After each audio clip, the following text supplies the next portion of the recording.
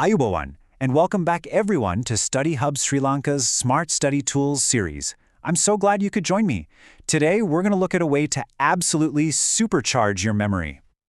Now, I know, with O-levels and A-levels just around the corner, so many of you are probably looking at these huge piles of notes and just wondering how on earth am I going to remember all of this? You've got history dates, science formulas, all that new English vocabulary. It can feel, well, impossible, can't it? But what if I told you there's a much better way than just reading things over and over and over again? You've probably heard this line before, right? From Sherlock Holmes? I'm going to my mind palace. How did it get into our systems? How? Get out, I need to go to my mind palace. It sounds like something from a movie, pure fiction. But what if I told you that this mind palace is a real, super powerful memory technique that anyone, and I mean anyone, including you, can master? Let's find out how. Okay, so what is this legendary tool really? Is it some kind of magic trick? Not at all. It's actually a really clever technique that works with your brain's natural abilities, not against them. So, a memory palace, and you might also hear it called the method of loci, it basically turns your mind into a kind of virtual storage unit. You just take a place you know really, really well, like your own home, and you place vivid mental images of what you need to remember in specific spots.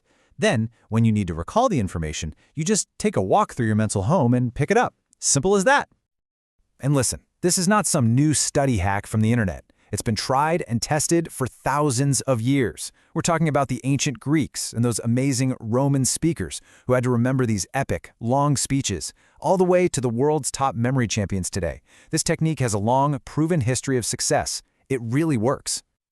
Feeling interested? Good, because now I'm going to show you exactly how to build your very own memory palace. And trust me, it's simpler than you think. We'll go through it step by step, together. Okay, there are just 5 key steps. Super simple. First, you choose a place you know inside out. Second, you plan a very specific path through it. Third, you place your information along that path.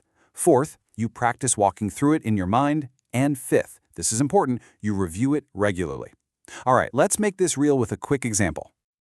Okay, we'll start with something small and easy. Imagine you need to memorize a simple shopping list. Milk, bread, and apples. That's it. We're going to place these items inside a memory palace built from a place I'm sure you know very well, your home. Right, let's start our journey at your front door. The first item is milk, so let's create a picture in our minds. But don't just imagine a carton of milk, that's boring.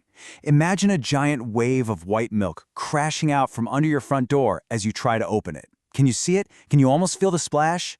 The crazier the image, the better it sticks. Okay, let's move to the next spot on our route, the hallway. Our next item is bread.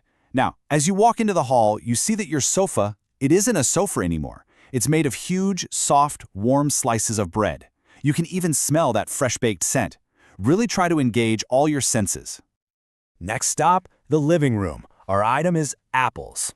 So, what do you see? Maybe bright red apples are bouncing and dancing all over the floor. Maybe they're even singing a funny song. You see? The key is to make it active, strange, and memorable. Now later, when you need your list, you just walk the route. Front door, the milk flood. Hallway, oh yeah, the bread sofa. Living room, the dancing apples. Easy, right? So this is the most crucial point, really. The key to a powerful memory palace isn't just seeing things in your head. It's about exaggerated, multisensory visualization. Your brain, well, it doesn't remember boring things very well.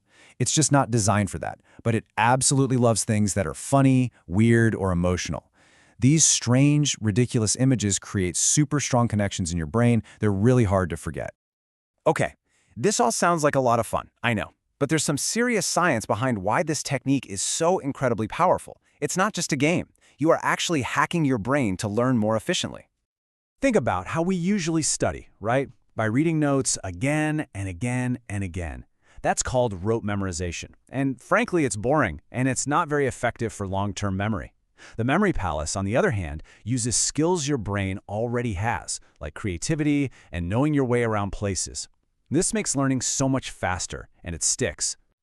So, what's the science behind this? First off, our brains are hardwired to remember places. I mean, think about it. You can probably navigate your own home in the dark, right? That's your powerful spatial memory at work. The memory palace just piggybacks on this natural skill. Plus, when you combine words with those crazy images, you're giving your brain two ways to remember the information.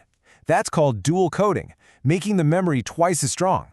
This whole process just lights up your brain's memory center, a part called the hippocampus, making learning incredibly efficient. Okay, so you've learned the what, the how, and the why. Now for the best part. Let's look at how you can turn this into your new study superpower, especially for your upcoming exams. Look, this isn't just for shopping lists. Imagine placing key historical dates along a timeline that runs through your garden, with each plant representing a different king or event. Or turn the steps of photosynthesis into funny little characters acting out a play in your kitchen. You can use this to memorize complex biology diagrams, the key points for your speeches, all those new English vocabulary words. Honestly, the possibilities are endless. And here is a pro tip for you. You don't have to cram everything into just one palace. No way! You can build a separate memory palace for each subject. How cool is that? Use your house for history, your school for science, maybe your favorite park for English literature. This keeps all your information perfectly organized and stops you from getting confused. So I leave you with this question. After watching this, what is the first thing you are going to memorize? A difficult formula? A list of historical facts? The first step is just to try it. Start small, have fun with it, and I promise you'll be amazed at what your brain can do. And that brings us to the end of today's session. Thank you so much for your time and for joining me today. I really hope you found this technique helpful and that you'll give it a try. If you did find this helpful, please do subscribe to our channel, Study Hub Sri Lanka, and be sure to click that little bell icon so you don't miss our next study tip. Keep practicing, keep learning, and most importantly, stay curious. We'll see you again in the next installment of our Smart Study Tools series. Goodbye for now, and good luck with all your studies.